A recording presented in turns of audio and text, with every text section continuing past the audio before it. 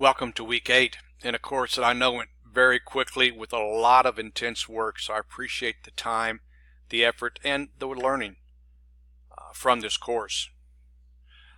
In week 8, the discussion is it's a reflective week, time to reflect. And so post a summary of the results of your assessment data collection from your course project part 2 instructional plan. And you collected data, you collected student scores, you collected artifacts, so whatever you collected that you think is good for the reflection, make sure you do that. And then how that would help you to revise your instructional plan for future implementation.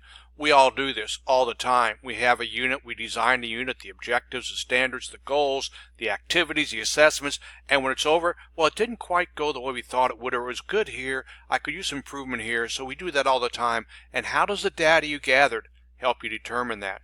So there is that particular discussion. Now the reflective essay.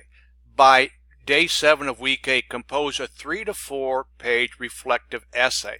And you can use this as the template.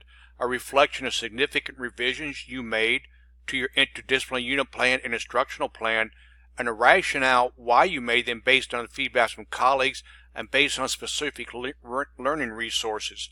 And a reflection on theories, concepts, and strategies presented in this course. Make sure you use outside resources as well, but focus on what you've learned, how you collected and assessed the data, what were the issues you encountered. So there's flexibility within this as long as you meet the rubric requirements. Now, attach your instructional plan. This is the heart of this.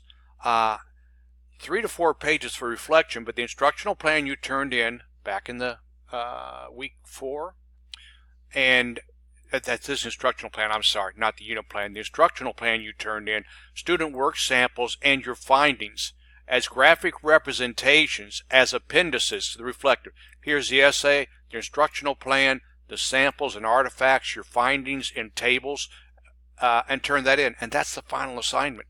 So lots going on there. Make sure you take some time to make sure you understand it all and get it turned in. It's been a pleasure working with you this term.